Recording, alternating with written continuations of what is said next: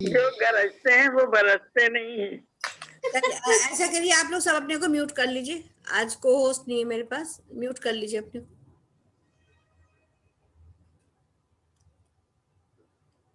कविता जी, अब आप म्यूट करिए अपने को। किया किया नहीं, किया कविता का नहीं हुआ है। है इनकी क्लास है। आ जाओ। अंजू, अपने को म्यूट कर लो। हाँ। Just close your eyes, clasp your fingers,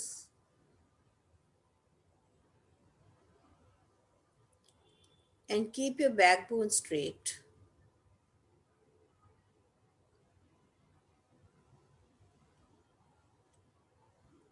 Slowly observe your breath. अपनी सांसों पे ध्यान दें।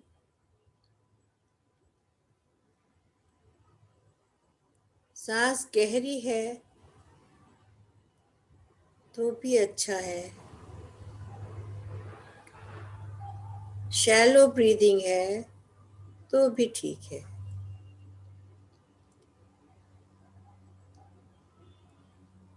केवल आपका ध्यान अपनी सांसों पर रहे।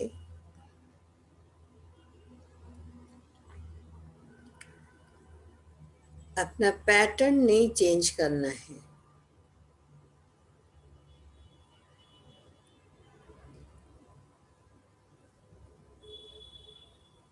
जैसी भी चल रही हैं सांसें,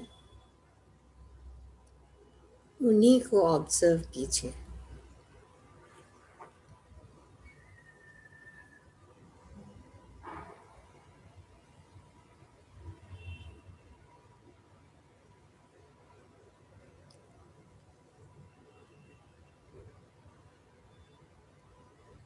Slowly you will observe that your thoughts are wandering. आपको बहुत से विचार आ रहे हैं, आपको भटका रहे हैं।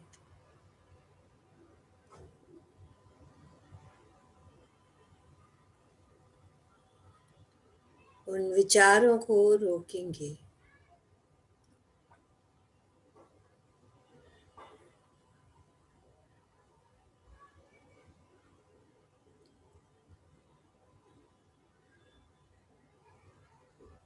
हमारे विचारों का हमारी सांसों से सीधा संबंध होता है।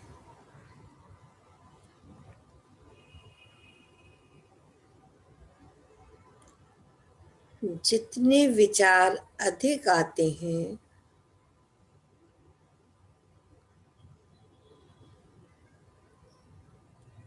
उतनी तीव्र गति से हमारी सांस चलती है।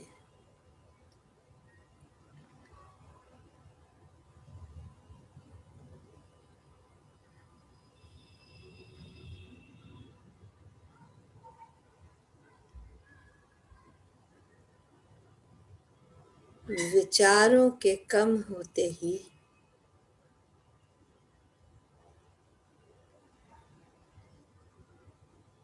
आप महसूस करेंगे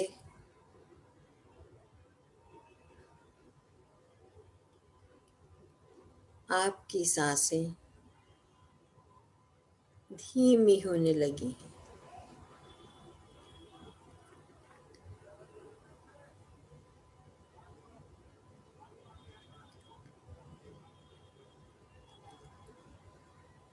विचारों पर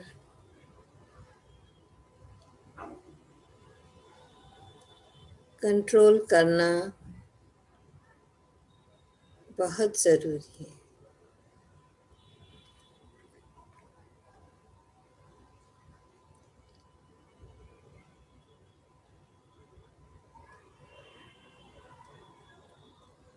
अवेयरनेस के साथ में देखिए आपकी सांसों की गति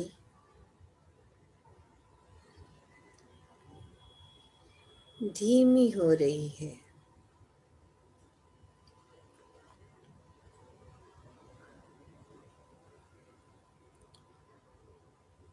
Your mind is entering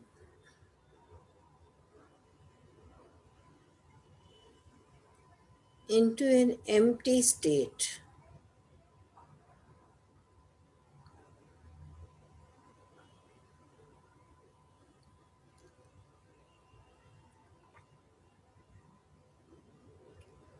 जहाँ कोई विचार नहीं है,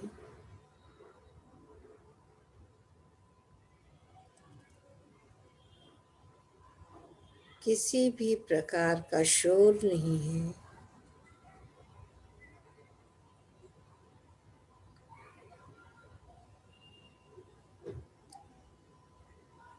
कोई इमोशंस नहीं है।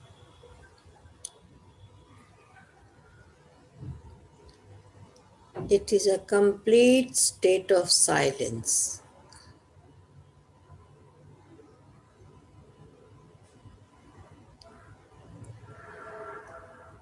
खामोशी,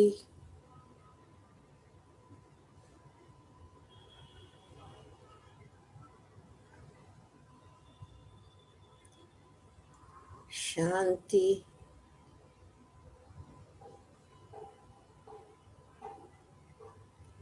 और हमारी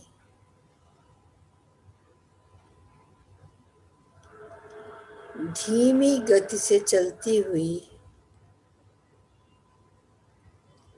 सांसें हैं।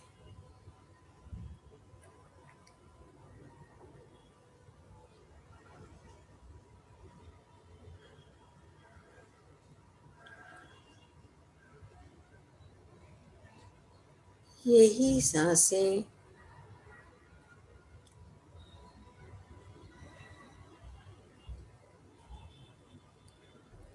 हमको ध्यान की गहराई में ले जाने में सहायक होती हैं।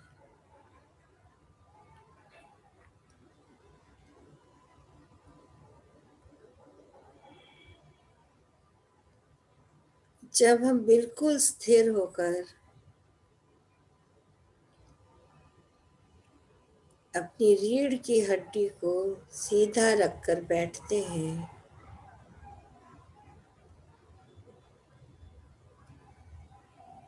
और हमारा ध्यान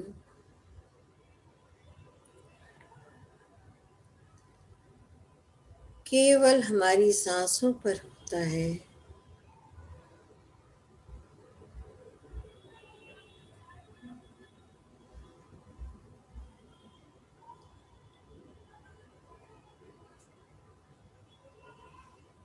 तब हम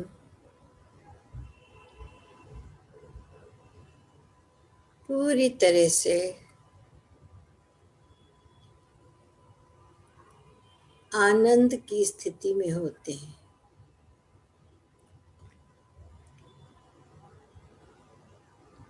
That is a blissful state.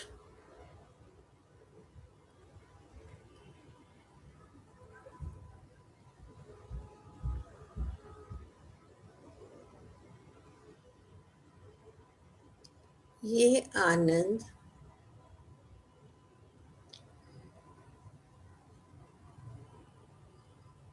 ये प्रेम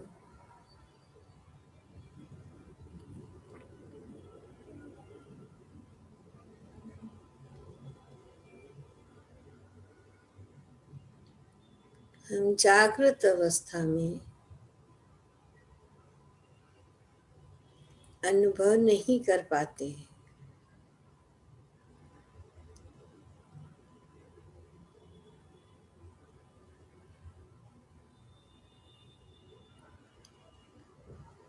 विचार हमें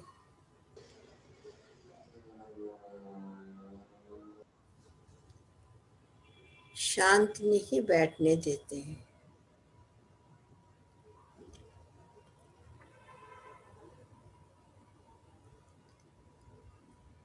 हमारी सारी ऊर्जा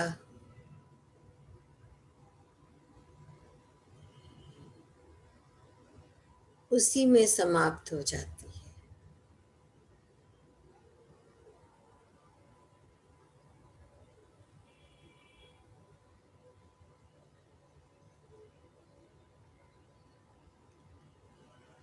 जिस ऊर्जा से हम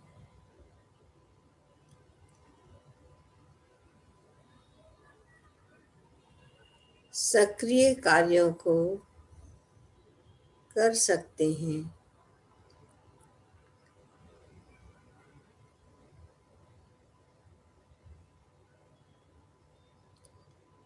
अपने शरीर,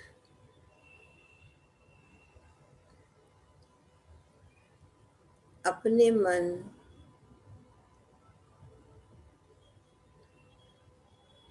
अपनी आत्मा का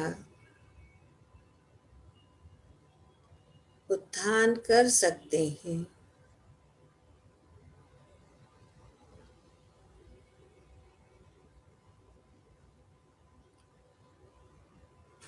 उसको हम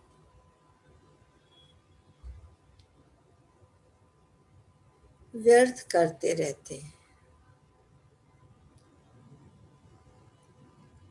वो सारे कार्य निरर्थक रहते हैं।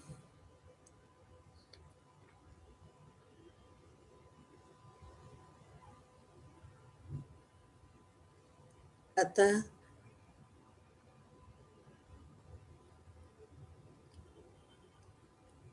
अपनी आत्मा के उत्थान के लिए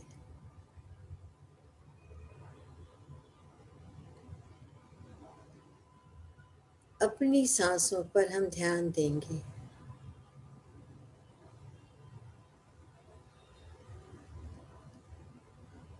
उठते बैठते, सोते जागते हमारा ध्यान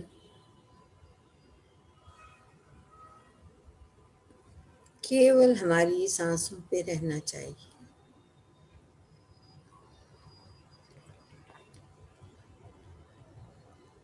यही हमारी गुरु है।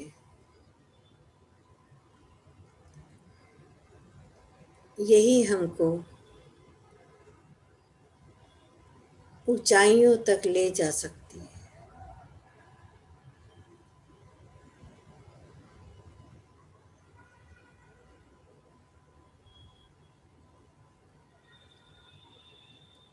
आपकी ऊर्जा भी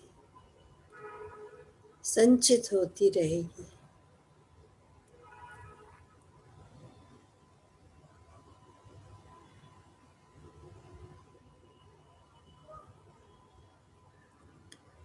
Feel the silence with awareness. You are beyond time and space right now.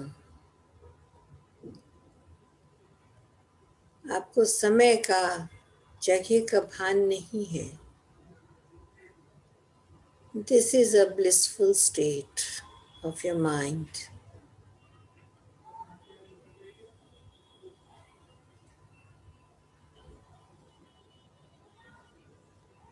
Feel that bliss for a few more minutes.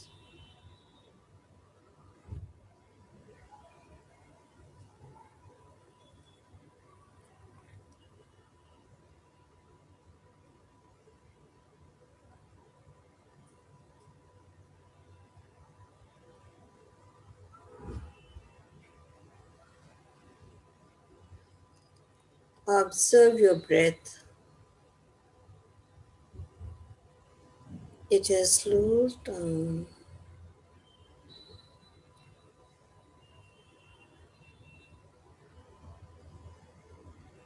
Effortless breath is coming and going.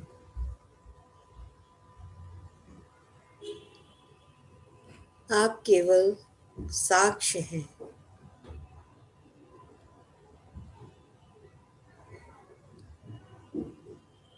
अपने ही सामने बैठकर अपनी सांसों को देखिए।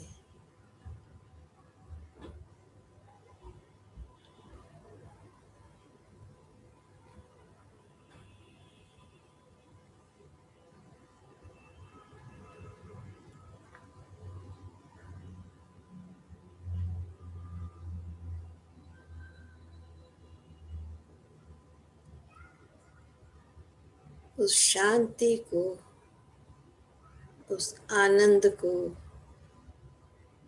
पूर्णता जिए।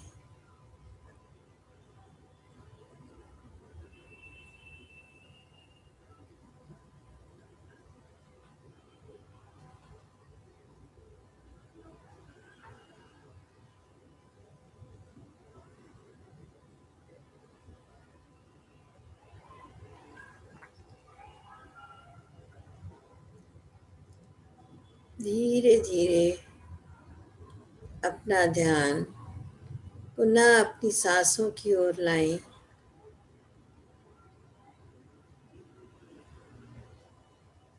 Feel your breath.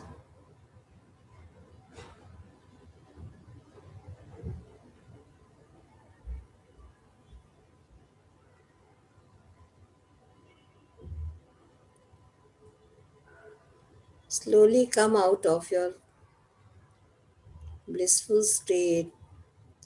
Observe your breath.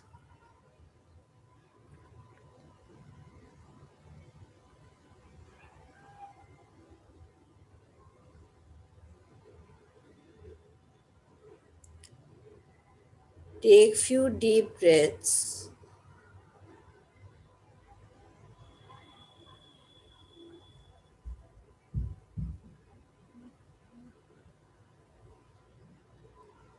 Come back to your body consciousness slowly.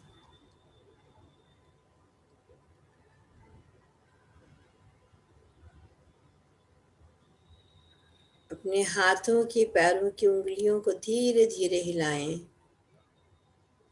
Feel yourself, and whenever you are ready, rub your palms.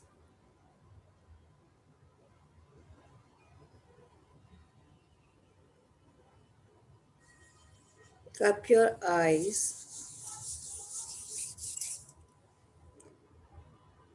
and slowly open your eyes. अपने हाथों के अंदर धीरे धीरे अपनी आंखों को खोलेंगे और वापस एक मुस्कुराहट के साथ आएंगे. Thank you, Masters. Thank you. Gratitude to all the Divine Masters for being present and blessing us.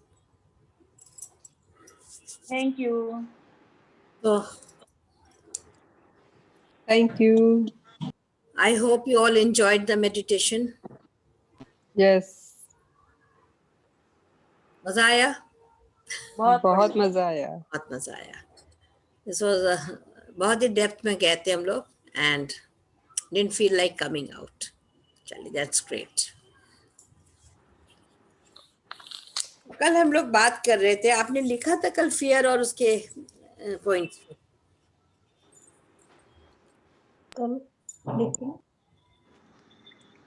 कल लिखा था.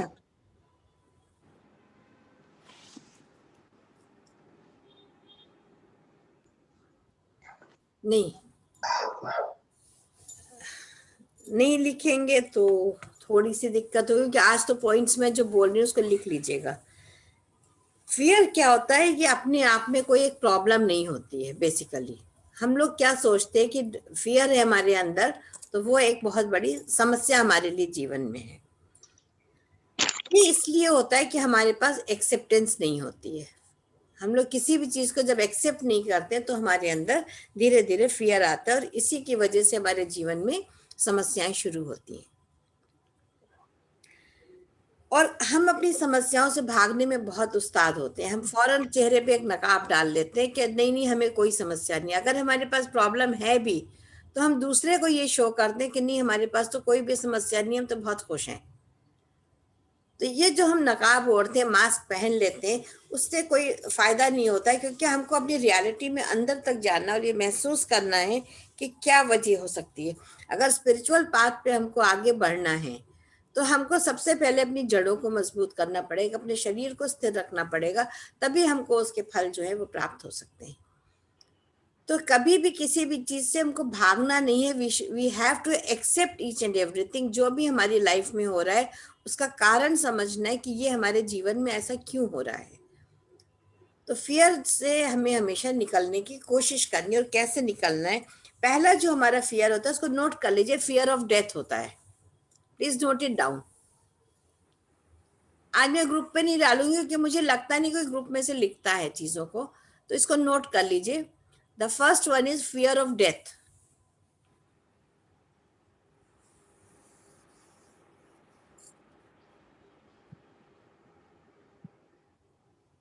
इसका जो दूसरा सब पॉइंट है वो है फियर ऑफ इलनेस या डिजीज. हमको किस चीज का डर होता है? बीमारी का, कि हम बीमार पड़ जाएंगे. जैसे कल सुमन ने कहा था कि हम बीमार पड़ जाएंगे तो क्या होगा. तो फियर ऑफ इलनेस. दूसरा इसका पॉइंट होता है सब point, that is fear of phobia. जैसे हमने किसी चीज को देख लिया, हमें पानी का भय है, हमको ऊंचाई का भय है, हमको आग का भय है, हम लिफ्ट में जा रहे हैं उसका डर. तो बहुत तरह के फोबियाज जो होते हैं वो हमको परेशान करते हैं.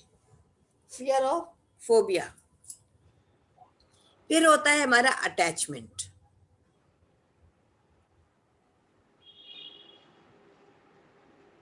प्रीति शायद तुम्हारे यहाँ से आवाज आ रही है, म्यूट कर लो. किसी के यहाँ से बहुत, और तो सबका म्यूट है, शायद तुम्हारे ही खुला हुआ है.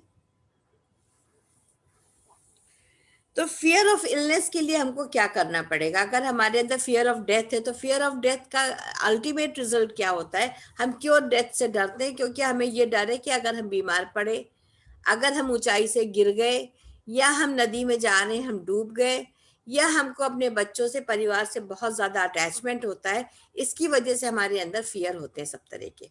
तो इन फियर से हमको कैसे मुक्ति पानी है?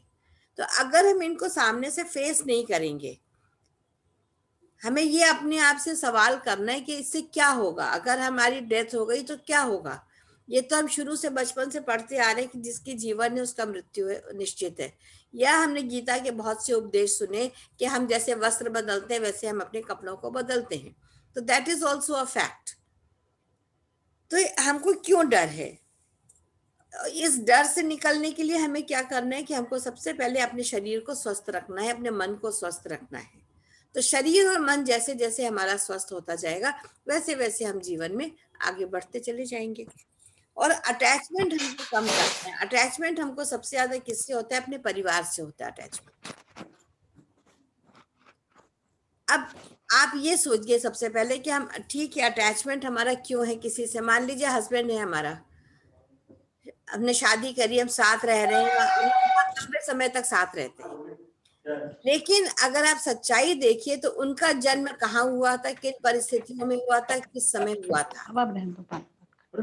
हमारा जन्म कहाँ हुआ है? अलग समय, अलग जगह. 10 मिनट की रह गई. अल्पना जरा म्यूट कर लो बेटा. ओके. तो हमें किस चीज का डर है उनके साथ में? क्योंकि हमें पता है कि अलग समय पे हम आए, अलग समय पे ही जाएंगे. हमारे कर्म सिर्फ थोड़े, और देखिए किस उम्र पे शादी हुई, मान लीजिए 22 साल पे हुई, मान लीजिए 24 साल पे हुई, मान लीजिए 27 साल पे, वो तो उसके पहले का समय तो आपने अलग किसी के साथ बिताया ना. उन माता पिता को आप छोड़ के हस्बैंड के साथ आए, हस्बैंड के साथ आपने समय बिताया, फिर बच्चे हुए, बच्चों के साथ आपका ज्यादा समय हस्बैंड से हट के बच्चों पे आपने ध्यान देना शुरू कर. तो आपके कर्म जो है वो धीरे धीरे धीरे डाइवर्ट होते रहते हैं. लेकिन हम अपना अटैचमेंट नहीं छोड़ पाते हैं. कि हमें लगता है ये हमारी संपत्ति, हमारी प्रॉपर्टी है. ऐसा नहीं होता है, क्योंकि जो भी कोई इस जीवन में आया है वो अपने सोल कॉन्ट्रैक्ट के मुताबिक आया है. वो आपके लिए नहीं आया है, वो आपके जीवन में उस पर्टिकुलर टाइम के लिए आएगा जहां वो आपको आपके सबक सिखाएगा. मतलब उसका जो आपके साथ कॉन्ट्रैक्ट है वो अच्छा है या खराब है, वो अपने कर्मों को नलिफाई करेगा और वो आपको छोड़ के अलग हो जाएगा. कोई भी परमानेंट चीज आपके साथ नहीं है. आप शुरू से देखिए, आपके माँ बाप छूटे, आपके भाई बहन छूटे, आपके दोस्त छूटे, आप कितनी जगह आप रहे वो सारे लोग छूटे, फिर नए संबंध बनते चलेंगे. अभी जो ये ग्रुप बना इसमें कौन सा किसी को जानते थे आप लोग? लेकिन क्या हुआ, एक ही सोल हमारा फैमिली बनी। क्यों बनी? क्योंकि हमारा आपका ये संबंध था इतना कि हमारा बनना है, हमारा आपके साथ इतना कर्म हमको आपके साथ पूरा करना है। ये जब पूरा हो जाएगा तो आप हमें भी छोड़ देंगे, हम भी अलग हो जाएंगे। तो ये जो अटैचमेंट होता है ये फियर को जन्म देता है। तो अगर हम धीरे धीरे धीरे अपने अंदर से अटैचमेंट को कम करना शुरू करें, वो हम कैसे कर सकते हैं? That is again by meditation. जितना आप डीप मेडिटेशन करेंगे, जैसे कल आप लोगों ने अनुभव किया कि मेडिटेशन में कितनी ज्यादा एनर्जी होती है। क्योंकि हमने पहले भी एक बार एग्जांपल दिया था, जैसे हम अकेले बैठते हैं तो हमारा 1 वॉट का बल्ब है, समझ लीजिए 100 वॉट का बल्ब हमें, 200 वॉट का आप है, 500 वॉट का आप है। तो अलग अलग जब हम लोग कमरे में जलते हैं तो हमारी रोशनी इतनी थोड़ी सी होती है। लेकिन जब हम ग्रुप मेडिटेशन करते हैं, ग्रुप में बैठते हैं, तो देखिए कल करीब 160-65 लोग थे उस ग्रुप में। तो उसमें से हर एक की एनर्जी थी, मास्टर्स की एनर्जी तो थी, लेकिन जितने लोग ग्रुप में बैठे थे उनकी भी एनर्जी थी। तो उससे आपने कितना अच्छा अनुभव किया, कितनी बढ़िया फीलिंग हमको आई, हमको महसूस हुआ कि कॉस्मिक एनर्जीज हमारे ऊपर आ रही हैं। तो वो चीज हमारे अंदर क्या पैदा करती है? वो डिटैचमेंट को लाती है। डिटैचमेंट का मतलब ये नहीं है कि हमने अपने परिवार को छोड़ दिया है या हमने अपने कर्तव्यों से मुख मोड़ लिया है। सब कुछ करते हुए भी हम अपने लिए जी रहे हैं, ये यहाँ पर हमको समझने की सबसे बड़ी बात होती है। तो फियर जितने भी हमारे होते हैं, इसमें इलनेस, फोबिया, अटैचमेंट, इससे हमको इस तरीके से धीरे धीरे दूर होना है, हमको उनका सामना करना है। ये नहीं सोचना है कि हम इनसे हम बच के हम कहीं पर भी भाग सकते हैं। फिर होता है फियर ऑफ अबंडनमेंट। इसका मतलब होता है लोनलीनेस या परित्याग करना, कि लोग हमें, क्या डर लगता है कि लोग हमें छोड़ दें। रजनी जी इसको नोट कर लीजिए प्लीज। फियर ऑफ अबंडनमेंट या परित्याग या लोनलीनेस का जो थॉट होता है। अबंडनमेंट में क्या होता है हमारे पास, इसका जो सब पॉइंट है, फियर ऑफ बीइंग अलोन। हमको क्या डर लगता है कि अगर ये लोग हमें छोड़ गए, हमारे बच्चों ने हमें छोड़ दिया, या हमें घर से निकाल दिया, या हमें कहीं अकेले रहना पड़ा। तो ये जो फियर होता है इसको कहते हैं फियर ऑफ बीइंग अलोन, अकेले रहने का भय। हम अकेले कैसे रह सकते हैं? हम जीवन में कैसे आगे बढ़ेंगे? हम क्या कर्म कर सकते हैं? हमारा कौन साथी होगा अगर हम बीमार पड़ गए? अगर हमको खाने के लिए कोई दिक्कत हुई? तो ये अगर हमारे पास इफ्स एंड बट्स इतने ज्यादा होते हैं, जिसकी वजह से हम अपने आप को वहां पे स्टक पाते हैं। फिर deep feeling of being unwanted. हमारे अंदर क्या फीलिंग होती है? बहुत गहरी ये फीलिंग होती है कि हमें कोई प्यार नहीं करता है, हमारी कोई जरूरत नहीं है। जैसे इस समय की एज की हम बात कर रहे हैं, जो लोग अपने बच्चों से फ्री हो गए हैं, उनके अंदर ये फीलिंग 100% आती होगी कि मेरी क्या जरूरत है, इस समय मैं क्यों जीवित हूँ, मेरे सारे कार्य पूरे हो गए हैं, अब मेरी क्या आवश्यकता है किसी को? क्योंकि बच्चों को पास बात करने के लिए टाइम नहीं है। हस्बैंड अपना या तो कुछ खेल रहे हैं, या अखबार पढ़ रहे हैं, या न्यूज सुन रहे हैं, उनको मेरी जरूरत नहीं है। कोई लूडो खेल रहा है, कोई वर्ड जैम खेल रहा है, और या न्यूज में बिजी है, तो उनको मेरी कोई जरूरत नहीं है। तो हमारे अंदर क्या फीलिंग आती है? वी आर अनवांटेड, अनयूज्ड, हमारे कोई जरूरत ही नहीं है किसी को। लेकिन आपको तो आपकी जरूरत है, इस चीज को महसूस करिए ना। आप क्यों अकेली हैं? हमने अपने आप को डिपेंडेंट बना दिया है दूसरे के ऊपर। हमने ये सोच लिया कि हमारा जो सारा जीवन है वो दूसरे के लिए है। हम दूसरों के लिए जीवन जीते हैं, अपने लिए नहीं जीते। ठीक, अब तक हमने अपने सारे कार्यों को करा और हमने ऐसा करा भी, लेकिन अब हमारा क्या कर्तव्य है? जब हम अपने सारे कामों से फ्री हो गए हैं तो हमें क्या करना है? सबसे पहले अपने आप के लिए एक्सेप्टेंस लाइए कि नहीं, हम जो है वो हम अपने लिए बहुत महत्वपूर्ण है।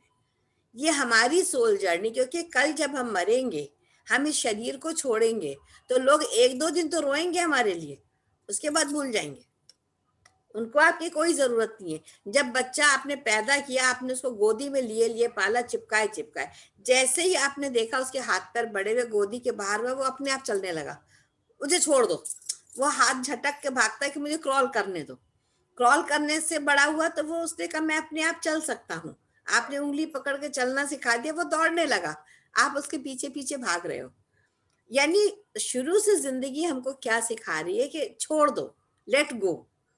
लेकिन हम क्या करते हैं, हम उसको इतने टाइटली पकड़ना चाहते हैं, नहीं ये मेरी प्रॉपर्टी, मेरा बच्चा है, हम इसको पकड़ते हैं। फिर बच्चा स्कूल जाने लगा, उसके पास धीरे धीरे आपके लिए टाइम कम होने लगा, उसकी अपनी पढ़ाई है, उसके अपने दोस्त हैं, उसकी अपनी हॉबीज है, वो उसमें बिजी होने लगा। तो तब आपको लगा अरे देखो ये तो मेरे को टाइम ही नहीं दे रहा। फिर नौकरी करने लगा तो और उसके पास टाइम नहीं है, क्योंकि दिल्ली जैसे शहरों में जहाँ हम लोग रह रहे हैं वहां तो कम्यूटेशन का इतना ज्यादा टाइम लगता है, तो बच्चों को टाइम कहाँ है। शादी हुई, ले भैया अब तो और भी मुसीबत हो गई। अब तो आया अपने कमरे में घुस गया, अरे भाई उसकी भी वाइफ उसका वेट कर रही है सारे दिन से, तो आपको वो कैसे टाइम देगा। उसकी अपनी फैमिली, अपने बच्चे, और उसकी रिस्पॉन्सिबिलिटी उसकी फैमिली और बच्चे, आप नहीं हो। आपको टाइम से खाना मिल जाए, आप अपने कमरे में आराम से कंफर्टेबली रह रहे हो, उसकी यही रिस्पॉन्सिबिलिटी। आपको दवा चाहिए, आपको डॉक्टर चाहिए, वो आपको दिखा देगा। उसकी भी तो लाइफ देखिए ना, उसके अपने कमिटमेंट्स हैं, उसका अपना ऑफिस है, उसका अपना घर है, उसके फ्रेंड्स हैं, उसकी अपनी हॉबीज है, वो उसको कब पूरा करेगा। तो हमारे जीवन में फौरन क्या भावनाएं, वी आर अनवांटेड, इसको तो मेरी परवाह ही नहीं है। तो यहाँ पर जो चीज सबसे पहले आती है, we have to let go. क्योंकि देखिए उसकी जर्नी कब शुरू हुई, जब आप 25-30 साल के थे, 26-27, जो भी आपकी उम्र रही हो, आपने बच्चे को पैदा किया, तो आपसे उसकी उम्र में कितना अंतर हो गया, राइट। तो अब उसकी जर्नी स्टार्ट हो रही है। जब उसकी जर्नी स्टार्ट हो रही है तो उसमें आप कहाँ बीच में इंटरफियर कर रहे हो। पहले जो हमारे वर्ण व्यवस्था बनी थी कितनी अच्छी बनी थी, ब्रह्मचर्य, गृहस्थ, संन्यास और उसके बाद आपका वानप्रस्थ। तो कितने क्लियर क्लेरिफिकेशंस थे कि उसमें कहीं कोई होता ही नहीं था। राजा ने अपनी गद्दी सौंपी और पहले घर में रहे, उसके बाद चले गए जंगल में। अभी तो हम जंगल में जाके रह नहीं सकते, हमें रहना तो घर में, सोसाइटी में ही है। तो हम क्यों नहीं उस वानप्रस्थ को अपने अंदर महसूस कर सकते हैं कि अब हमारा काम जो है वो केवल अपने लिए है, अपने ऊपर वर्क करिए, इंस्टेड कि आप दूसरे के हर चीज में आप दखल अंदाजी करिए कि अब मेरा खाना नहीं बना, अब उसने ये नहीं करा, अब उसने मुझसे पूछा नहीं, आज देखो ऑफिस चला गया, मुझसे मिला नहीं, अब लौट के आया तो देखो एक बार भी मेरा हाल नहीं पूछा। अरे भाई क्यों पूछेगा, आप जाके पूछ लो अगर आपको बहुत मन कर रहा है। वो तो बच्चा आपकी गोदी से तभी निकल गया था जब वो चलने लायक हुआ, तो उसने आपको तभी समझा दिया था प्लीज लीव मी अलोन। आप ही उसके साथ चिपके हुए हो पीछे पीछे।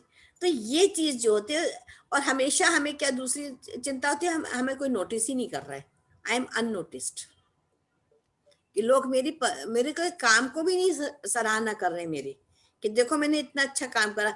शाम को बेटा है, अरे देखो मैंने कितना सारा खाना बनाया तुम्हारे लिए। अब वो भूखा आया, उसने जल्दी जल्दी खाया और जाके सो गया। अब आपको फिर चिंता परेशानी हो गई, इसने तो नोटिस ही नहीं करा देखो मैंने कितना अच्छा बनाया था। बट वो किस मनस्थिति से गुजर रहा है, हम उस पर ध्यान नहीं देते। तो ये जो फियर ऑफ अबंडनमेंट है, इससे हमको बाहर निकलना है, क्योंकि ये हमारा अपना क्रिएट किया हुआ है। हम अपने लिए बहुत वैल्यूएबल हैं। सबसे पहले हमको ये समझना है, हमारे पास अपने लिए ही इतने काम है जिनको हम कर सकते हैं। ब्यूटी पार्लर जाइए, अपने स्किन का ध्यान दीजिए, अपने बालों पे ध्यान दीजिए, मसाज करवाइए, है, अपने बॉडी को फिट रखिए, अच्छा खाइए, अपनी पसंद का खाइए, जो आपको खाना है खाइए। आप डिपेंडेंट क्यों है कि जो बनेगा मैं वही खाऊंगी। आपके हाथ पैर चल रहे, जाइए, आपको जो खाना बना के खाइए। नहीं समझ में आ रहा है, एक ऑटो रिक्शा करिए, बाहर निकलिए, मस्त खा के आइए, जूस पी के आइए, और उसके बाद अपना मेडिटेशन करिए। Why are you dependent upon anyone. मैं अकेले कैसे कर सकती हूँ, मेरे तो साथ कोई चले तभी मैं कर सकती हूँ। No, so be your own. आप जब अपने आप से अपनी केयर करेंगे तब लोग आपको समझेंगे, और अगर कर रहे हैं तो वेल एंड गुड, नहीं कर रहे हैं तो इट्स ओके फाइन। फिर हमारा होता है फियर ऑफ रिजेक्शन। पहला हमने बताया फियर ऑफ डेथ, दूसरा बताया फियर ऑफ अबंडनमेंट, तीसरा है फियर ऑफ रिजेक्शन। अब यहाँ पे फियर ऑफ रिजेक्शन में क्या होता है, हम लोग अपने आप ही अपने को रिजेक्ट करते हैं। हमारे मन में क्या फीलिंग आती है, आई एम नॉट गुड, इसीलिए लोग मेरे परवाह नहीं कर रहे हैं ना, आई एम नॉट गुड इनफ। हमें हाँ, म्यूट हो गया आप? नहीं, आवाज नहीं आ रही? आप और सबको आ रही है आवाज मेरी? आ रही है, आपका उसमें कुछ प्रॉब्लम है। आ गया, आ गई। हाँ। और हम हमेशा ये चाहते हैं कि हम जो अच्छे भी लगे और हम परफेक्ट भी रहें। कैसे रह सकते हैं? जो काम आप 16 साल की उम्र पे कर रहे थे या आप 30-35 साल की उम्र पे कर रहे थे, वो काम अब आप कैसे कर सकते हैं? वैसे आप कैसे लग सकते हैं, मुझे ये बताइए ना। वो शरीर रह गया है ना, आपके ऑर्गन्स भी तो डिके हो रहे हैं धीरे धीरे, तो आप वो कैसे लग सकते हैं? और आज भी हम, आपकी क्या इच्छा है कि हम उतने ही परफेक्ट रहें, देखने में भी हम उतने स्लिम एंड स्मार्ट रहें, और हम जितने काम कर रहे हैं वो भी उसी स्पीड से कर लें, और हर कोई हमारी तारीफ भी कर ले। कैसे संभव है, आप बताइए? नहीं हो सकता है ना। तो यहाँ पर हम अपने अंदर एक बेचारगी का अनुभव करते हैं। हम क्यों बेचारे हैं? ठीक है, हमने अपने टाइम पे बहुत काम करा, सब कुछ करा, अभी जो हमारी कैपेसिटी हम उससे काम कर रहे हैं। हमारा काम, nature of the work that should be changed. ये नहीं कि I have to cook like that only. हम जितना अच्छा खाना बनाते थे हम उतना ही अच्छा खाना बनाएंगे। हम 60 लोगों का खाना बनाते थे, अभी हम 2 लोगों का बना पाते, तो हमारे अंदर एक फीलिंग ऑफ रिजेक्शन आती, देखो पहले तो हम इतना कर लेते थे, अब हम कर ही नहीं पाते। तो आप ये देखिए ना, नंबर तो आपका चेंज हो गया है ना। व्हेन इट वाज 36 से 63 हो गया, तो how can you do that? That is not possible. जब आपका नंबर ही रिवर्स हो गया है, तो आपको अपने को एज इट इज एक्सेप्ट करना है। दूसरा क्या होता है कि I am not able to take the responsibility. आपको क्यों रिस्पॉन्सिबिलिटी लेना है दूसरे की? अभी भी हमारा मन क्या करता है कि हम सारे घर को समेट करके, जैसे एक बहुत पुराने जमाने में नानी दादी हुआ करती थी, वो चारपाई डाल के आंगन में बैठा करती थी और उनका हुक्म चलता था, वंस अपॉन अ टाइम। अब वो बात हो गई काफी पुरानी। अभी पूरी सिनेरियो चेंज हो चुका है। तो अभी अगर हम चाहते हैं हम उस स्थिति में आए, तो हम कैसे आ सकते हैं? तो हमारा अब क्या काम है? We should not take the responsibility of others. हम अभी भी चाह रहे हैं कि हम अपने बच्चों की जिम्मेदारी ओढ़ लें, जैसे मैं बेवकूफी कर चुकी है जीवन में बहुत। सबकी जिम्मेदारी ओढ़ी, उसका नतीजा भुगत लिया मैंने। बहुत देर में समझ में आया, मुझे देख के बहुत से लोगों ने सबक लिया कि नहीं, हमको ऐसा नहीं करना है। हमें समझाया गया, पर उस समय हमारे अंदर इतनी मोह माया थी कि हम उस चीज को नहीं समझ पाए। तो अब क्या है, अब हमको देख के दूसरों ने सीखा, तो ये समझ में आया कि डोंट टेक रिस्पॉन्सिबिलिटी ऑफ। जैसे नाती पोते होते, अरे लाओ मैं कर दूं, अरे लाओ मैं कर दूं। क्यों कर दो? शुरू में तो यह था कि बच्चे अगर जाते थे, हम वॉशिंग मशीन में कपड़े धोते थे, तो अपने बहू के भी कपड़े हम धो के फैला देते थे, सुखाए, प्रेस करके उनके कमरे में रख दिए। कर लिया भाई, हमने बहुत कर लिया। फिर समझ में आया कि क्यों कर रहे हैं हम, आपके पास तो मेरे काम के लिए टाइम नहीं, तो why I am doing that. खाना बना, अच्छा वो भी तो बच्चा है, चलो ठीक है, बच्चे हैं, सब इक्वल हैं, उसमें कोई बहू और बेटी और बेटे का अंतर नहीं है। लेकिन जब हम रिस्पॉन्सिबिलिटी लेने के लायक नहीं है, तो why are we taking that responsibility? Let children come forward. बेटा है तो भी वो आपको चाय बना के पिला सकता है, बहू है वो भी कर सकती, बेटी वो भी कर सकती। Why we only? क्योंकि हमने अपने आप को, हम उससे मुक्त करना ही नहीं चाहते। फिर हम कहते हैं फियर ऑफ रिजेक्शन हमारे अंदर है, उसने हमको रिजेक्ट कर दिया।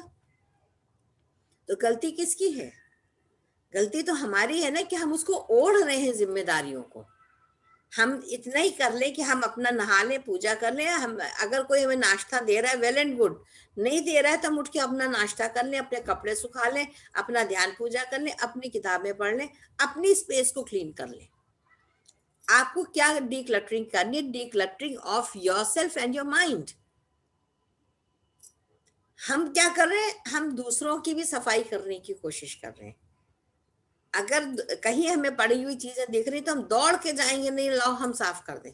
अच्छा तुम्हारे पास टाइम नहीं बेटा, लाओ हम कर दें। क्यों क्यों करें हम, बताइए ना। आपका कमरा आप खुद साफ करो, आपको नहीं रहना साफ करना मत करिए।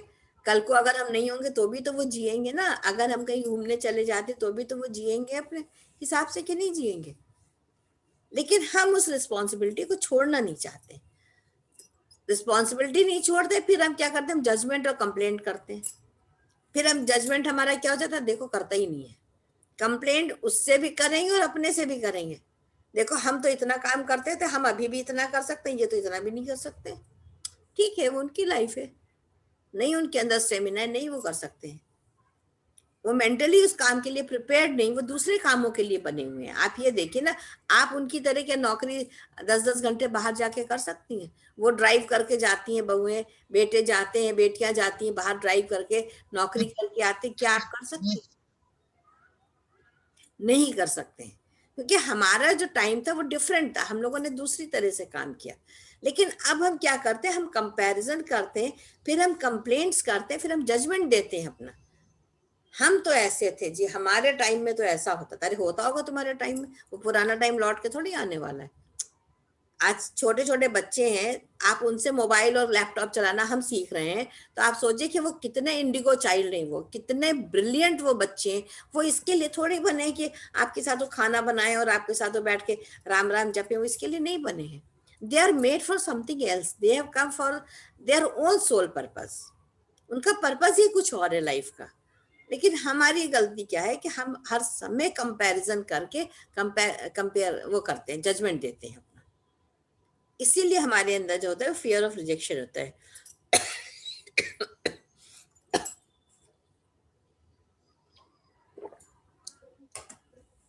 और इसीलिए, और दूसरा फिर इसके साथ में क्या थॉट आता है, फियर ऑफ फेल्योर। ये हम पॉइंट्स जो बोल रहे हैं, अगर आप लोग नोट नहीं कर रहे तो मैं दोबारा उस पे नहीं डालने वाली हूँ, क्योंकि ग्रुप में डालते हैं आप लोग, कोई देखते नहीं है उसको, इसलिए मैं नहीं उसमें डालने वाली हूँ। लिखिए फियर ऑफ, नहीं देखते हैं। नहीं आज नहीं डालूंगी, आज लिखो फियर ऑफ फेल्योर क्या होता है कि हम हार गए किसी भी चीज से, फिर हम क्या कहते हैं, देखो ये तो सुनते ही नहीं, हम तो थक गए, हार गए इन बच्चों से, ये तो हमारा कहना सुनते ही नहीं। सारा जो गुस्सा क्रोध होता है वो अपनी फैमिली पे ही हमारा निकलता है, बाहरी लोगों पे नहीं निकलता है, क्योंकि बाहरी लोगों पे हमारा जोर नहीं चलता है। तो हर कंपैरिजन, जितने भी हमारे थॉट्स, हमारे इमोशंस होते हैं, वो सिर्फ हमारी फैमिली के अराउंड घूमते, ज्यादा से ज्यादा हमारी थोड़ी सी एक्सटर्नल फैमिलीज। हम देवरानी जिठानी है तो हम उनमें कंपैरिजन कर लेंगे, सास बहू है तो उनमें कंपैरिजन हो जाएगा, बहनों से नहीं करेंगे कंपैरिजन। हमेशा जो कंपैरिजन होता है वो देवरानी जिठानी में, नंद भौजाई में होता है। अगर आप कभी भी इस चीज को नोट कर लीजिए, हम कभी भी बहनों में होता ही नहीं, किसी के भी घर में हमने नहीं देखा कि बहनों के अंदर किसी तरह की ईर्ष्या या द्वेष होता है। डॉक्टर के ले गया ना। उसका कारण क्या होता है आप सोचिए, क्योंकि उनको तो हम समझते हैं, वो हमारी भावना को समझ रहे हैं, लेकिन हम आपस में क्यों भिड़ते हैं, क्योंकि हमको लगता है हम सुपीरियर हैं, हम ज्यादा काम कर रहे हैं, हमारे अंदर कॉम्प्लेक्स आता है, हम यहाँ पे जजमेंटल हो जाते हैं कि देखो मैं तो ये कर रही हूँ, या जैसे पहले जमाने में होता था, मैं तो इतना दहेज लाई हूँ, ये तो इतना दहेज नहीं लाई है। पहले ये होता था, अभी दहेज का सिस्टम खत्म हो गया, तो हमारी एजुकेशन पे बातें आने लगी।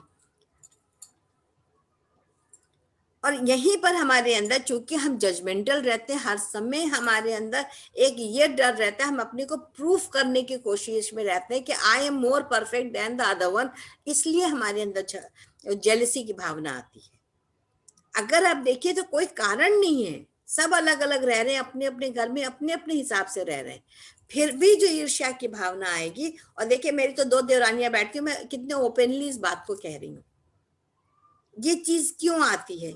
बहन भी मेरी बैठी है, वो अब हमको समझ में एक स्टेज के बाद में समझ में आ रहा है कि वी आर ऑल्सो सिस्टर्स। खोल लो अंजलि, खोल लो, ओपन, अनम्यूट कर लो। ये बोला तब दिमाग में आया कि हम देवरानी जिठानी, तो दिमाग में नहीं था। दिमाग में नहीं था। तो देखिए ये क्यों चीज आई, आज हमको समझ में आ रहा है कि वी आर इक्वल, हम एक लेवल पे आके हम एक हैं। लेकिन जब हम शादी होकर जाते तो हमको ऐसा बना दिया जाता है, हमारे अंदर कॉम्प्लेक्स भर दिया जाता है, ये बिलीफ सिस्टम बाहर से डाला जाता है। ना इनके मन में कोई खराबी, ना हमारे मन में, we are all equal, we are all good. But हमारा बिलीफ सिस्टम ऐसा है कि वो हमारे अंदर थॉट्स को डालता है, इंड्यूस करता है, तो हमारे मन में एक दूसरे के प्रति प्रेम की जगह ईर्ष्या की भावना आती है, उसकी जिसकी जरूरत नहीं है। ये कहाँ से आया, फियर ऑफ रिजेक्शन से, कि हम रिजेक्ट हो जाएंगे।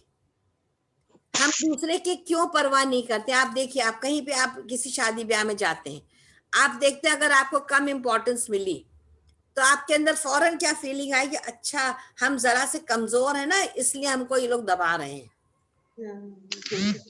हमेशा ये फीलिंग आपको आएगी कि जो पैसे वाला ज्यादा है, जो ज्यादा अच्छे से अंग्रेजी बोल रहा है, जो ज्यादा वेल ड्रेस्ड है, उसको लोग ज्यादा इंपॉर्टेंस दे रहे हैं, मुझे कम दे रहे हैं। क्यों ये फीलिंग आई? क्योंकि हमारे अंदर अपने आप को प्रूफ करने की आदत है। हम अपने को प्रूफ करना चाहते हैं, नहीं आई एम गुड। अगर आप ये फीलिंग ही नहीं रखे, आप जैसे वैसे बहुत अच्छे हैं, जो आपके पास है वो आपका बेस्ट है, जो कपड़े आपके पास है, जो ज्वेलरी आपके पास है, वो दी बेस्ट आपके लिए है। ईश्वर ने आपको वो भरपूर दिया है, तो उसके लिए आभार प्रकट करें, ग्रेटिट्यूड शो करें। Yes I have this enough, इतना मेरे पास है कि मैं आज जाके किसी के सामने खड़ी हूँ। Why comparison? होता है मतलब वही होता है ना, जैसे थोड़ा सा लगाव जैसे पड़ोसियों से लग जाता है। जो म्यूट कर लो। तो हाँ, ये जो कंपैरिजन की फीलिंग होती है, ये नहीं आनी चाहिए, ये रिजेक्शन यहीं से आता है। तो यहाँ पर अगेन हमें क्या करना है, वर्ड्स और थॉट्स को अपने हमको देखना है कि जो हम थॉट्स क्रिएट कर रहे हैं उसके वर्ड्स के बीच में गैप नहीं होना चाहिए। हमेशा वहां देखेंगे एक ना एक आदमी मुंह बनाए बैठा रहेगा शादी ब्याह में। पुप्पा पुप्पा बना बैठा रहा। नहीं, खाली फूफा वो तो आप छोड़ दीजिए, फूफा तो एक मजाक बन गए। अभी आप लेडीज में देखिए, नहीं है फूफा, और जेंट्स को तो आप छोड़ दीजिए। आप कभी भी अब जाइए तो आप लेडीज में इस चीज को चेक करिए, जो बढ़िया साड़ी पहने होगी, भारी भरकम होगी, वो सोचे yes I am the best, वो अपना रुतबा दिखाएगी। बाकी आपकी ही फैमिली में कोई ना कोई ऐसा होगा जो बहुत ही सप्रेस्ड होगा, जो एक कोने में बेचारा शांति से बैठा होगा, देख रहा होगा टुकुर टुकुर सबको कि देखो क्या हो रहा है। उसके अंदर क्या कॉम्प्लेक्स है? क्या कॉम्प्लेक्स है कि देखो उसके पास तो इतनी अच्छी साड़ी है, मेरे पास तो नहीं है। वो तो 20,000 की साड़ी पहने बैठी, मैं तो 5,000 की साड़ी पहने बैठी हूँ। उसको ये नहीं पता है कि जो वो 5,000 की साड़ी पहने उसके लिए क्या वैल्यू है।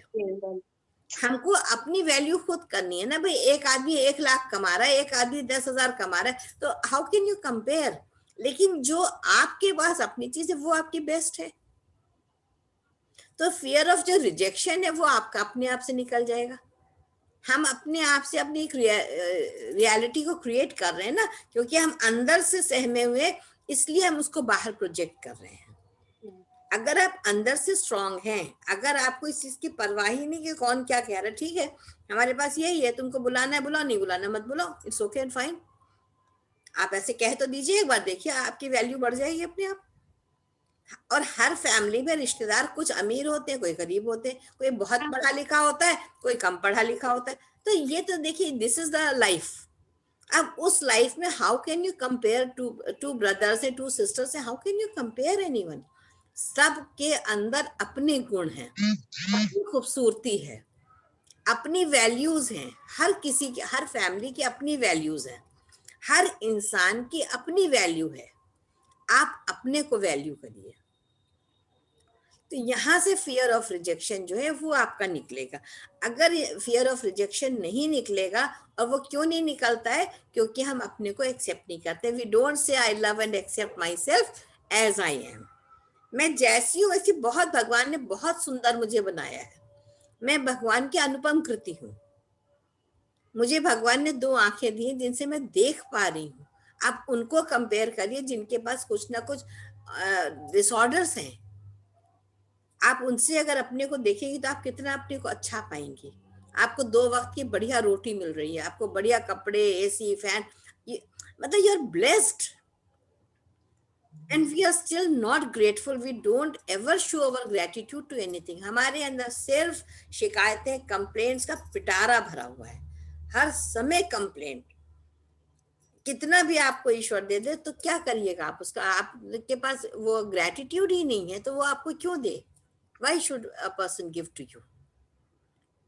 इसी के संदर्भ में एक चीज आज और बहुत सुंदर सुनी थी हमने कि आजकल जो एक नया ट्रेंड है बच्चे नहीं पैदा करने का। This is in general, I am not मतलब टॉकिंग अबाउट एनीवन, हम इन जनरल बात कर रहे हैं। तो कहते हैं कि जो सोल्स हैं, जो हमारे एंसेस्टर्स हैं, दे आर स्टैंडिंग इन अ रो, वो लाइन में खड़े हुए हैं, वो अपनी फैमिली में वापस आना चाहते हैं कि हमारे यहाँ कोई ऐसा कपल हो जो हमको दोबारा पृथ्वी पर ला सके।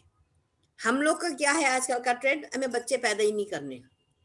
तो वो एंसेस्टर्स वहां पर जो है वो परेशान खड़े हैं कि किस समय हमको कोई हमारा जो वंशज है वो हमको पृथ्वी पे लाने की मेहरबानी करे। ये भी एक मतलब बहुत ही नया पॉइंट आज मैंने सुना, तो मुझे लगा कि देखो कि हम लोग सबके यहाँ एक ही ट्रेंड है, एक बच्चा पैदा करा, जी धन्यवाद, हमने आपके ऊपर सास ससुर पे बड़ा एहसान कर दिया कि हमने एक बच्चा पैदा कर दिया, भैया आप जानो, आपका काम जाने। लेकिन वो लोग जो वहां खड़े उनके लिए रिस्पॉन्सिबल कौन है? हम वंशज उनके क्यों हैं? क्योंकि हमें उनको तृप्त करना है, उनकी जो अधूरी आकांक्षाएं रह गई जो वो नहीं पूरी कर पाए थे वो उसको पूरा करना चाहते हैं। उनको पृथ्वी पे लाने के लिए हम ही लोग रिस्पॉन्सिबल हैं। तो ये जो बहुत एबॉर्शन के केसेस होते हैं या नहीं हमको चाहिए या हमको नहीं बच्चों को पैदा करना है, ये सारी चीजों पे अगर हम थोड़ा सा ध्यान दें तो देखिए कि कितनी सारी हमारी चीजें ओपन होंगी। और जितना भी हमारा मनी का मैटर होता है, जो हमारे पास पैसों का भाव होता है, वो सिर्फ एंसेस्टर्स की वजह से होता है, क्योंकि हम अपने पूर्वजों को खुश नहीं रख पाते। उनमें से कोई ना कोई एंसेस्टर्स हमारा इतना दुखी है जिसकी वजह से हमारे पास ये पार्ट हमारा हमेशा अधूरा रहता है। हम ना पितृपक्ष में उनके लिए कुछ करते, ना हम उनको किसी तरह का आदर सम्मान दे रहे। देखिए कितने भी जन्म बीत जाएं, हम में 1000 साल का भी अंतर हो तो डीएनए उन्हीं का चल रहा है हमारा। उस डीएनए को हम डिनाई नहीं कर सकते कि हमारे वंशजों का खून हमारे अंदर नहीं है, because DNA is every time carry forward. हम उसी की वजह से हम आगे बढ़ रहे हैं। तो हमें अपने पूर्वजों का, एंसेस्टर्स का इतना शुक्रगुजार होना चाहिए कि हर समय हम उनको पूरी रिस्पेक्ट और रिगार्ड दें और कोशिश करें कि हमारे जो वंशज हैं वो उनको दोबारा लाके उनकी इच्छा को परिपूर्ण करने में उनका साथ दें। This is a very beautiful thing which today I heard and I just wanted to share with everyone कि ऐसा भी होता है। अब देखिए जो हमें रिजेक्शन की बात चल रही थी वो कॉलम कैसे चलता है। सबसे पहले क्या होता है, इसको चाहे तो आप लिख लें, इंसल्ट आता है पहला वर्ड, लिख लीजिए जरा सा। I am telling you, write down insult, लिख लीजिए, फिर आई विल एक्सप्लेन इट। फिर उस पर डैश लगाइए, ऐसे एरो बनाइए।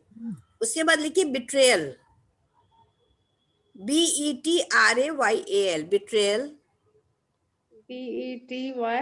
BTRA, betrayal, धोखा देना, BETRAYAL, betrayal।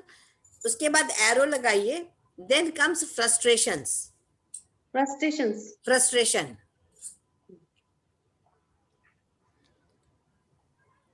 उसके आगे एरो लगाइए, फिर लिखिए एंगर,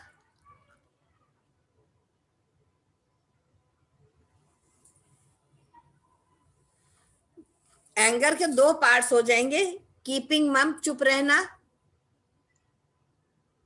एंगर का रिजल्ट क्या होता है, या तो हम चुप हो जाते हैं, डैश लगाइए, और या हम हार्श वर्ड्स को यूज करते हैं, यूजिंग हार्श वर्ड्स। एंगर के दो स्वरूप हुए, या हम चुप हो गए, डैश लगाइए, या हमने हार्श वर्ड्स का इस्तेमाल करा, नेक्स्ट डैश लगाइए। चेंजिंग द इनर रियलिटी, अपने अंदर की भावना को अपने अंदर से बदलना, चेंजिंग द इनर रियलिटी।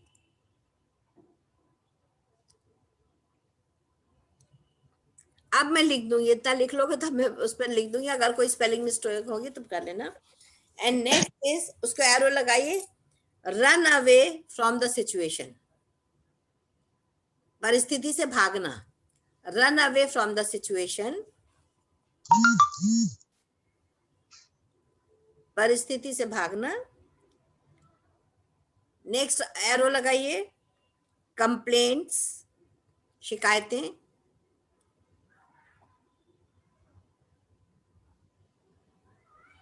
और इस सब का रिजल्ट किया है फियर ऑफ रिजेक्शन।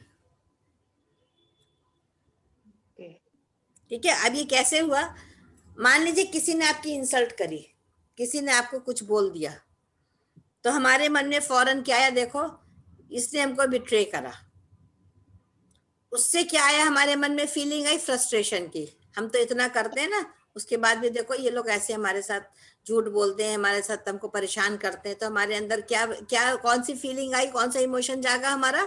फ्रस्ट्रेशन का। फ्रस्ट्रेशन जब हमारे अंदर भर गया बुरी तरह से, इतने हम फ्रस्ट्रेटेड हो गए, तो हमारे अंदर क्या आना शुरू हुआ? गुस्सा।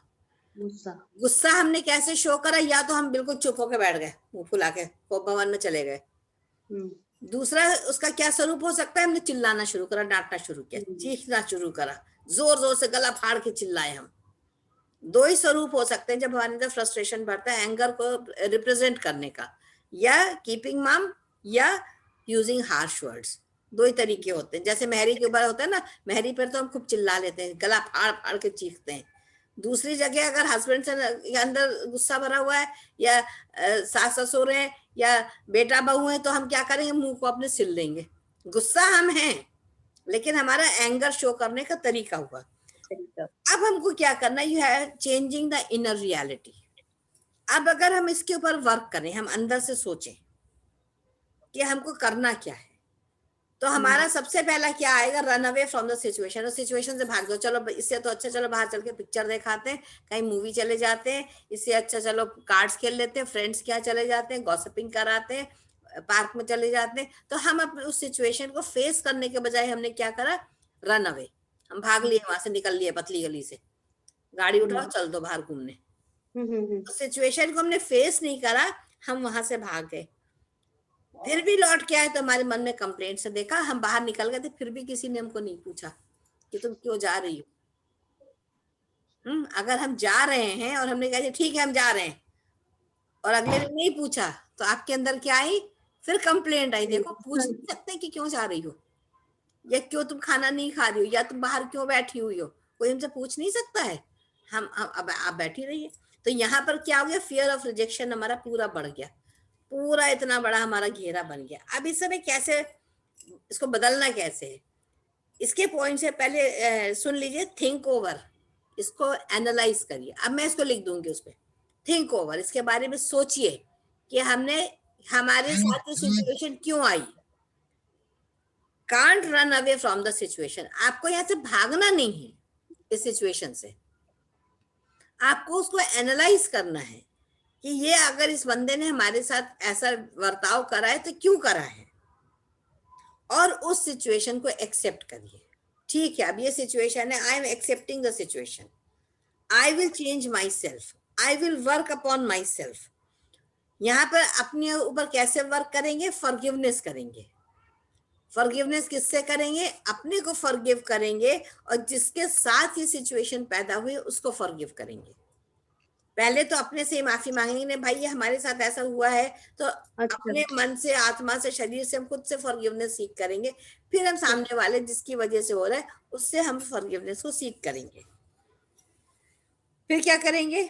मेडिटेट करेंगे। थोड़ी देर बहुत गुस्सा आ रहा है, पहले कहते थे ठंडा पानी पी लो, अभी ठंडा पानी नहीं पियेंगे, अभी हम बैठेंगे, आनापाना सदी करेंगे 5 मिनट्स, है ना। अपनी ब्रेथ को हम देखेंगे, जैसे ही हम अपनी ब्रेथ को देखेंगे तो धीरे धीरे हमारे अंदर कामनेस आने लगेगी। क्योंकि ब्रेथ जो है, देखिए अभी मैंने जो मेडिटेशन कराया था आपने देखा उसमें कि अगर हम एंगर में है, हमारी ब्रेथ जो है तेज चलेगी। जैसे जैसे जैसे हमारा माइंड थॉटलेस होगा, वैसे वैसे हमारी ब्रेथ जो है वो स्लो होती जाएगी। तो हमें अपनी ब्रेथ को हम जितना स्लो करेंगे, इसका मतलब है हमारे थॉट्स पे कंट्रोल आ रहा है। This is vice versa. Breath slow है, इसका मतलब थॉट्स नहीं है। थॉट्स को कम करना है तो ब्रेथ को हमें स्लो करना है। ये दोनों चीजें एक दूसरे से कोरिलेट करती है, एक दूसरे के बिना इनका कोई अस्तित्व नहीं है। ठीक है। इसके बाद जब आपने मेडिटेट करा तो आपके अंदर क्या भावना आई? कामनेस आई, सेल्फ रियलाइजेशन हुआ कि हाँ देखो ये बात तो बहुत छोटी सी थी, इसको हमने कितना बड़ा बना दिया था। बात छोटी सी होती है, लेकिन उस बात से हमारे अंदर कितने इमोशंस हमारे जागृत होते हैं। तो अब हम उसका रिवर्स कर रहे हैं, देखिए उसका हम रिवर्सल ला रहे हैं ना। और फिर क्या हुआ हमारे अंदर? जब हमने सेल्फ रियलाइजेशन कर लिया तो हमारे अंदर हैप्पीनेस आ गई और हम खुश हो गए। अगर हम उस सिचुएशन से भाग रहे हैं तो वो उसमें तो कंप्लेंट्स और रिजेक्शन के अलावा कुछ है ही नहीं। But now we have totally change the scenario. लिख लीजिए, आप लिखना तो लिख लीजिए, think over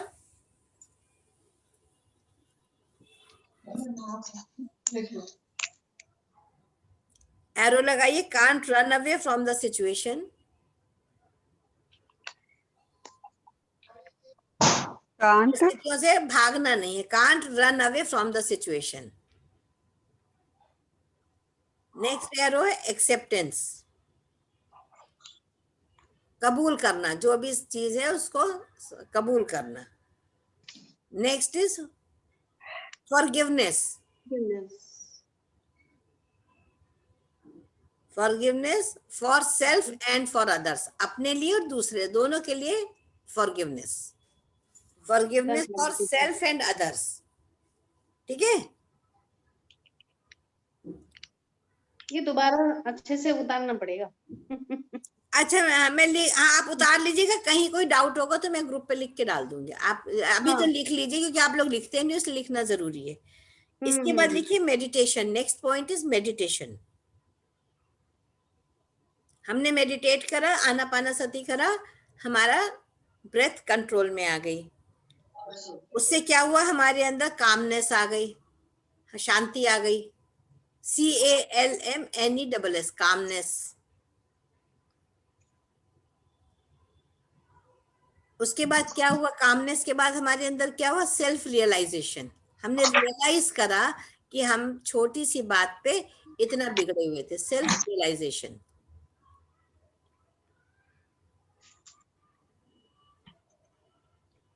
then next point, उसके आगे एरो लगाइए, हैप्पीनेस। हैप्पी हो गए, और हैप्पी हो गए तो हमारे अंदर क्या आ गई, मुस्कुराहट आ गई हमारे चेहरे पे, है ना। हैप्पीनेस के बाद नेक्स्ट पॉइंट इज लव, और लव के बाद है कंपैशन।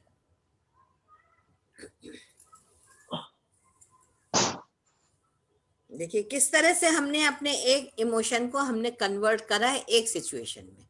ये क्या कह रहे हैं, फॉरगिव कर दो। Forgiveness for self and for others. ठीक है Anju. Then meditation, then calmness, then self-realization, then happiness, then love, and then compassion. This was for today. Okay, तो मजा आया? आया। And मजा I आ गया। think everybody is going to work on that. Take any situation, है ना, किसी भी सिचुएशन में आप हैं तो उसको इस तरीके से आप एक एक इमोशन को लिखिए। आपके साथ हर समय कोई ना कोई चीज घटती है, जिस समय घटती है आप फौरन उस चीज को नोट करिए, लिखिए अपने डायरी में, उससे रिलेटेड क्या क्या इमोशंस आपके आए उसको लिखिए। फिर आप उसको एनालाइज करिए, how to convert into love, from fear to love, how will we transform ourself. This is called transformation. अगर आप ट्रांसफॉर्मेशन नहीं करेंगे तो आप आगे के लेवल्स को नहीं क्रॉस कर सकते। हम यहाँ पे हैं, हम वहीं अटके रह जाएंगे। अभी हमारा काम क्या है, suppose we were in the, हम अभी मान लीजिए mature soul, now we have to come into the old soul, है ना। बेबी सोल और इन्फेंट सोल तो हम सब, यंग सोल तो हम क्रॉस करके यहाँ तक आए, क्योंकि जब हम आ गए तो मेच्योर सोल तो हम वही है। अब मेच्योर सोल से हमको ओल्ड सोल में जाना है, तो उसको स्टेप इन करने के लिए वी नीड द ट्रांसफॉर्मेशन।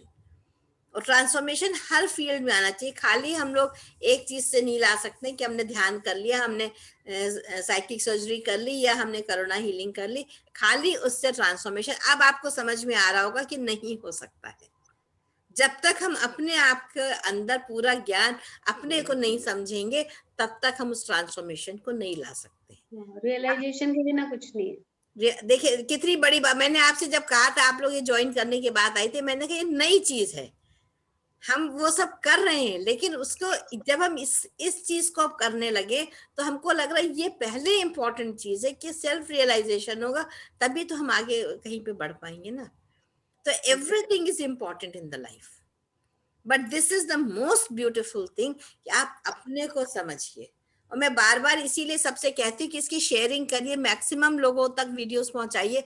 और कोई रीजन नहीं मेरा वीडियो अपलोड करने का, मेरा बहुत टाइम भी लगता है, but I want that most of the people should understand कि ये कितनी ज्यादा जरूरी चीज हमारे लाइफ के लिए। लोगों को लगता है अरे तुम क्या बोल रही हो, ये तो हमको सब पता है, लेकिन अब आपको समझ में आ रहा है, सब कुछ पता होने के बाद भी एक एक परत जो खुल रही है, ये हमें नहीं पता थी, नहीं असली पता, बिल्कुल नहीं पता थी।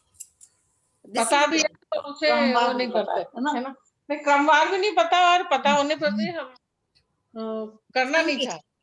नहीं अंजू, पता तो सबको सारी चीजें होती, क्या चीज नहीं पता कि हम एक दूसरे से प्रेम करना है, पर हम कहाँ अपनी परतों को खोल पाते हैं, अंडरस्टैंडिंग कहाँ है हमारे पास। वही अटक जाते हैं। अब एक कोई नाराज तो हम भी नाराज हैं।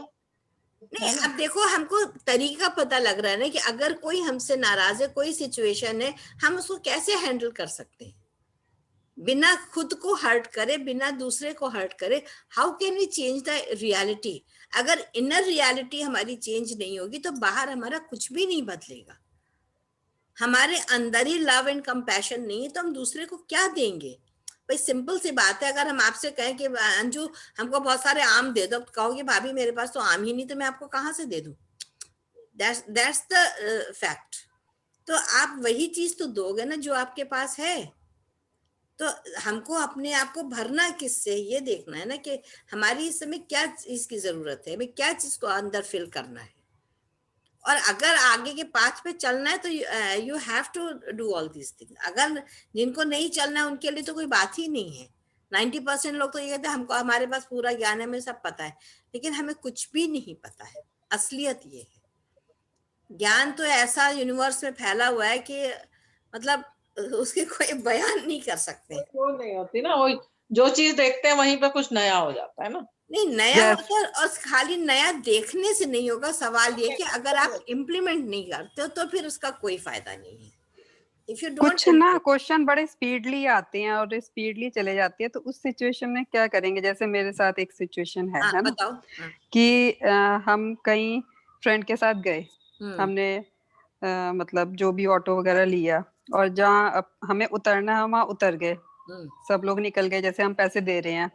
अब वो लड़ रहा है ऑटो वाला, ना पैसे मैंने तय किए ना कुछ। फ्रेंड ने बोला इतने देने हैं, मैंने कहा ठीक है, इतने दे दिए। अब वो चिल्ला रहा है, इतना गुस्सा हो रहा है, मैंने कहा भाई कूल हो जाए, जितने बोल रहा है दे रही हूँ मैं। फिर उसके बाद वो बक रहा है।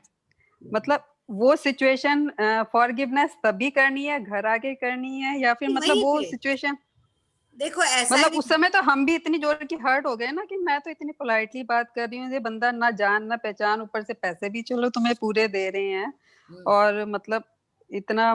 फिर बाद में ये था कि हमें खुद को आता था कि हमें कूल हो जाना है, फिर मतलब वही दबा लिया, और उसके बाद नॉर्मल हो गए कि कुछ नहीं हुआ, सबके साथ फिर ऐड हो गए। अच्छा, अब देखो, अब इसी सिचुएशन को समझो कि तुम लोग ऑटो में कितने लोग थे? 3 थे, उसको मिला के 4 हो गए। 4 हो गए। 2 तुम्हारी फ्रेंड्स उतर के चली गई। वो तुम्हारे साथ ही क्यों हुआ? क्योंकि तुम्हारा उसका पुराना कोई लेन देन था। ये भी समझ गए। ठीक है, ये तुम्हारा पुराना कोई कार्मिक अकाउंट था जो वहां पे तुम्हारा सेटल होना था। अब तुमने, ठीक है, पैसे तो जो मांग रहा है ठीक है दे दो, उसमें तो जैसे कहते हैं ना, हाँ वही वाली चीज है कि वो दे दिया हमने। आप सिंबल डाल के दे दो और ये इंटेंशन डालो कि इसने मेरा भला करा, तेरा तुम्हारा भी भला करे। लेकिन फॉरगिवनेस इमीडिएटली उससे भी करनी, अपने से भी करनी है, क्योंकि हमको वहां पे अपने कार्मिक अकाउंट को क्लोज करना। अगर तुम उस चीज को लेके घर तक आओगी तो क्या होगा, घर पे तुम उसी चीज को परिलक्षित तुम्हारे हर कार्य में होगा। वो जो तुम्हारे अंदर थॉट भर गया है कि इसने मेरी इंसल्ट करी, देखो यही लिखा है ना मैंने भी पूरा तुमको। तभी तो ये उदाहरण दिया है ना कि मतलब देखो आज इस टाइम को कितना टाइम हो गया, फिर मतलब इस तरह की कई सिचुएशन आ जाती हैं वो जो घर से बाहर हो जाती हैं, जिसको मतलब हम मतलब सोचते हैं कैसे डील करें, और फिर हम यही सोच के शांत हो जाते हैं कि अब तुम्हें सहना, मतलब नहीं, उस सहना चीज नहीं को है। बुरा नहीं मतलब बुरा नहीं मानना है। और आपको अब तो ये है कि अब पता चल गया कि फॉरगिवनेस तो करना ही करना है सबसे पहला। और बस वही है मेन। और देखो अभी मैंने कहा ना, सहना नहीं है, एक्सेप्टेंस करना है कि आपको ये एक्सेप्ट करना है कि देखिए मेरी 2 फ्रेंड्स उतर गई, उसके साथ इसने झगड़ा नहीं करा, अगर ये मेरे साथ झगड़ा कर रहा है तो इसका मतलब मेरा इसका कोई कार्मिक अकाउंट है। दैट नहीं, उसे भी बोल रहा था वो जिसने तय किया था, मैं चलना रहने दे, मतलब इस तरीके चलना छोड़। मैंने कहा कोई बात नहीं, लेकर आया तो मैं उसको बोल रही हूँ, फिर वो कर रहा है, तो वो मैं समझ गई कि मेरे साथ कुछ उसका सेटल होना है, मतलब बिल्कुल होता है। अब देखो हम लोग 2-3 बार, हम लोगों ने कितनी बार टैक्सी में एक साथ ट्रैवल करा, हर बार हमको कितने अच्छे ड्राइवर्स मिले हाँ ना, हमारे साथ उनकी कोई टसल नहीं, क्योंकि हमारे तुम्हारे दोनों का जो उस समय कंबाइंड ऑरा था वो उस ऑरा में आ गया। या तुम अभी जैसे रजनी साहब तुम कार में गई हो, तो तुम हमेशा इस चीज को देखो कि जब तुम अकेले ट्रैवल कर रही, यही जो संग साथ का जो साथ कहते हैं ना, वो इसी तरीके से होता है। तो अब अगर कोई भी सिचुएशन है तो एक्सेप्ट कर लो कि this situation was suppose to come for me only, ये मुझे ही टैकल करनी है। और वहां पर इमीडिएटली फॉरगिवनेस, भाई हम तुमसे उस आत्मा से माफी मांगो, शरीर से नहीं मांगो। नहीं तो अगर हमने केवल आत्मा से मांगी और शरीर वो वाला शरीर गुस्सा है तो रहने दो, हाँ उसको छोड़ दो, हमारा काम हो गया, हमने उससे फॉरगिवनेस सीख कर लिया। हम जैसे सुबह प्रार्थना करते हैं, क्या हमारी प्रार्थना होती है, हमें हर उस आत्मा से जिसने कभी किसी भी जन्म में जिसको मैंने दुख पहुंचाया है या जिसने मुझे दुख पहुंचाया है, हर आत्मा से I seek forgiveness, please forgive me, I am sorry, I love you, I thank you. हर आत्मा के लिए हर दिन सुबह शाम में प्रार्थना करती हूँ, क्योंकि मुझे नहीं पता मैंने किसके साथ किस जन्म में क्या करा है और किसने मेरे साथ क्या करा है, मुझे तो नहीं मालूम है ना।